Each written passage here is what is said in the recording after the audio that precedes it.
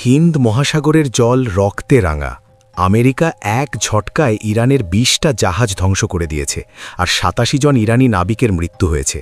এটা শুধু যুদ্ধ নয়, আমাদের ভারতের দরজার সামনে প্রলয়ঙ্কারী হামলা, যা বিশ্বযুদ্ধ দ্বিতীয়র পর প্রথমবার একটা সাবমেরিন টর্পেডো দিয়ে ওয়ারশিপ ডুবিয়েছে। কল্পনা করুন, শ্রীলঙ্কার কোস্টের ঠিক কাছে আমাদের হিন্দ মহাসাগরের হৃদয়ে ইরানের আধুনিক ফ্রিগেট IRS ডেনা বিস্ফোরণে ছিন্নভিন্ন হয়ে গেছে।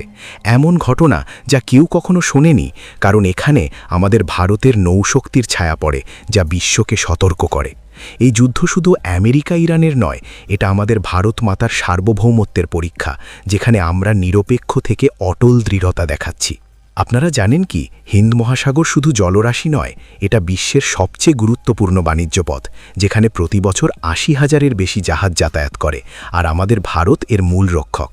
ঐতিহাসিকভাবে এই মহাসাগর আমাদের প্রাচীন বাণিজ্যের সাক্ষী। চোল রাজাদের সময় থেকে আমরা এখানে দখল বিস্তার করেছি, আর আজকের দিনে আমাদের ইন্ডিয়ান নেভির সার্বভৌমত্ব রক্ষা করে। কিন্তু আজ এই জলে যুদ্ধের ছায়া পড়েছে, যা আমাদের স্মরণ করিয়ে দেয় ১৯৭১-এর যুদ্ধের কথা, যখন আমাদের নৌবাহিনী পাকিস্তানের জাহাজগুলোকে কয়েক ঘণ্টায় ধ্বংস করে দিয়েছিল। এখন আমেরিকা ইরানের টানাপোড়েন আমাদের পিছনের উঠোনে এসে পৌঁছেছে, কিন্তু ভারতের অটল নীতি, নিরপেক্ষতা আমাদেরকে মহান শক্তি হিসাবে প্রতিষ্ঠিত করছে। আপনারা ভাবুন, যদি এই যুদ্ধ ছড়িয়ে পড়ে, তাহলে আমাদের তেল আমদানির ৮৫% এই পথ দিয়ে আসে।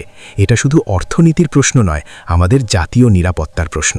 এখন আসুন এই যুদ্ধের পটভূমি একটু খুলে দেখি, যাতে আপনারা বুঝতে পারেন কেন এটা আমাদের মতো করে ভারতের জন্য বিপজ্জনক। ইরান আর আমেরিকার শত্রুতা নতুন নয়। ১৯৭৯-এর ইরানি বিপ্লবের পর থেকে এটা চলছে, যখন আমেরিকার দূতাবাস দখল হয়েছিল। তারপর ২০০৩-এর ইরাক যুদ্ধে আমেরিকা ইরানকে আতঙ্কবাদের অক্ষ বলে চিহ্নিত করেছিল। কিন্তু আজকের এই হামলা, এটা পারস্য উপসাগর থেকে শুরু হয়ে আমাদের হিন্দ মহাসাগরে পৌঁছে গেছে। ইরানের স্ট্রেট অফ হরমুজ, এটা একটা সরু জলপথ, যেমন কলকাতার হাওড়া ব্রিজের নিচ দিয়ে জাহাজ যায়। সেখানে ইরান চাইনিজ জাহাজগুলোকে ছাড় দিচ্ছে, কিন্তু অন্যদের ব্লক করছে। এতে বিশ্বের তেলের দাম ২০% বেড়ে গেছে, আর আমাদের ভারতের মতো দেশের জন্য এটা অর্থনৈতিক যুদ্ধ। কিন্তু আমরা কি করছি? আমাদের প্রধানমন্ত্রী নিরপেক্ষতার কথা বলছেন, আর আমাদের নৌবাহিনী মিলান এক্সারসাইজে বিশ্বের সব দেশকে আমন্ত্রণ জানিয়ে শান্তির বার্তা দিচ্ছে। এটা আমাদের ভারতীয় গৌরব। যুদ্ধের মাঝে আমরা শান্তির দূত। বন্ধুরা, এই যুদ্ধের আরেকটা দিক দেখুন, সাইবার যুদ্ধ আর ইলেকট্রনিক ওয়ারফেয়ার। ইরানের জাহাজগুলোতে আধুনিক রাডার ছিল, যা শত্রুকে ২০০ কিলোমিটার দূর থেকে শনাক্ত করতে পারে। কিন্তু আমেরিকার সাবমেরিন, এটা একটা অদৃশ্য শিকারী, যা জলের নিচে লুকিয়ে থেকে টর্পেডো ছুড়ে দেয়। টর্পেডো কি? এটা একটা স্বয়ংচালিত মিসাইল, যা জলের মধ্য দিয়ে ৫০ কিলোমিটার দূরের লক্ষ্যে পৌঁছে বিস্ফোরণ ঘটায়, যেমন একটা সাপের ফনা দিয়ে আঘাত। কিন্তু এই হামলা আমাদের ভারতকে সতর্ক করছে, কারণ আমাদের আন্দামান নিকোবর দ্বীপপুঞ্জ এখানে খুব কাছে। আমরা কি প্রস্তুত? অবশ্যই। আমাদের ইনসাস ক্লাসের সাবমেরিনগুলো এখন হিন্দ মহাসাগরে পেট্রোলিং করছে, আর কোভোট ট্রেন, এটা জাহাজের ঝাঁক দিয়ে আমরা আমাদের বাণিজ্য পথ রক্ষা করছি। এটা আমাদের জাতীয় শক্তির প্রমাণ। যুদ্ধ এলে আমরা পিছপা হব না। এখন আসুন একটু ঐতিহাসিক তুলনা করি, যাতে আপনারা বুঝতে পারেন এই ঘটনার গভীরতা। বিশ্বযুদ্ধ দ্বিতীয়ের সময় জাপানের জাহাজগুলোকে আমেরিকার সাবমেরিন টর্পেডো দিয়ে ডুবিয়ে দিয়েছিল, কিন্তু তখন পারস্য উপসাগর ছিল শান্ত। আজ এই যুদ্ধ আমাদের দক্ষিণ এশিয়ার দরজায় এসেছে, শ্রীলঙ্কার কোস্টের কাছে, যেখানে আমাদের বিশাখাপত্তনম বন্দর মাত্র কয়েকশো কিলোমিটার দূরে। ইরানের IRIS ডেনা জাহাজটা ২০১৫-এ লঞ্চ হয়েছিল। এতে ইলেকট্রনিক যুদ্ধের সরঞ্জাম ছিল, যা শত্রুর সিগন্যাল জ্যাম করতে পারে। কিন্তু আমেরিকার মার্ক 48 টর্পেডোর সামনে সব ব্যর্থ। এটা আমাদের শেখায়, নৌশক্তি ছাড়া কোনো দেশ স্বাধীন থাকতে পারে না। আর ভারত, আমরা ব্রহ্মোস মিসাইলের মতো অস্ত্র তৈরি করছি, যা সুপারসনিক গতিতে জাহাজ ডোবোয়। এটা আমাদের স্বদেশী গৌরব। যদি আপনারা ভারতের ছেলে মেয়ে হন, তাহলে কমেন্টে লিখুন জয় শ্রীরাম। এটা আমাদের জাতীয় ঐক্যের প্রতীক। আর যদি অন্য দেশ থেকে হন, তাহলে আপনাদের দেশের নাম লিখুন, কারণ এই যুদ্ধ বিশ্বের সবাইকে ছুঁয়েছে। এখন আসুন এই প্রলয়ঙ্কারী হামলার মূল ঘটনায় ফিরি, যা বিশ্বকে চমকে দিয়েছে। ব্রেকিং নিউজের মতো শুনুন। ২০২৬ সালের ৩ মার্চ হিন্দ মহাসাগরের গভীরে আমেরিকার একটা নিউক্লিয়ার সাবমেরিন ইরানের মৌজ ক্লাস ফ্রিগেট IRIS ডেনাকে লক্ষ্য করে টর্পেডো ছুড়ে দেয়।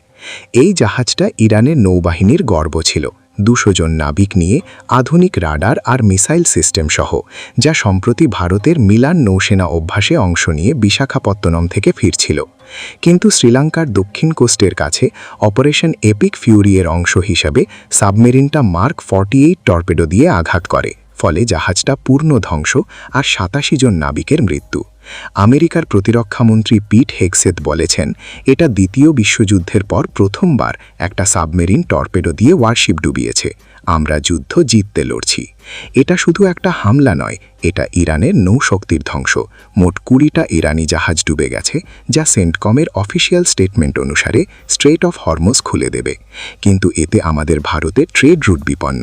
আমাদের জাহাজগুলো এখন ঝুঁকির মুখে। এই হামলার পরবর্তী ইরানের এয়ারফোর্স প্রায় ধ্বংসপ্রাপ্ত। যেমন ইসরায়েলের F-35 জেট একটা ইরানি ফাইটার শুটডাউন করেছে। আমেরিকা বলছে ইরানের নৌবাহিনী শেষ, কিন্তু ইরানের পাহাড়ি ভূপ্রকৃতি আলবুর্জ আর জাগ্রোস পর্বতমালা আক্রমণকে কঠিন করে তুলবে, যেমন আলেকজান্ডার দ্য গ্রেটকেও মাসখানেক লেগেছিল। আমাদের ভারতের জন্য এটা সতর্কতা। আমরা চীন আর রাশিয়ার সাথে সম্পর্ক রাখছি, কিন্তু আমাদের নিরপেক্ষতা আমাদের শক্তির উৎস।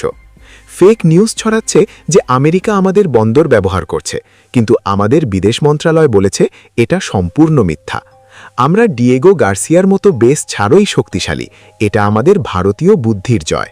বন্ধুরা, এই যুদ্ধ আমাদের হিন্দ মহাসাগরকে বিপন্ন করেছে, কিন্তু আমাদের নৌবাহিনী প্রস্তুত। ব্লুমবার্গের একটা আর্টিকেলে বলা হয়েছে, ইরানের জাহাজ ডুবিয়ে আমেরিকা যুদ্ধকে ভারতের পিছনের উঠোনে নিয়ে এসেছে। এটা আমাদের জাগরুকতা বাড়াবে। আসুন আমরা জাতীয় গৌরবে একত্র হই। আমার মন্তব্য, বন্ধুরা, এই ঘটনা আমাদেরকে মনে করিয়ে দেয় যে ভারত মহাসাগর আমাদের মাতৃভূমির রক্তনালী।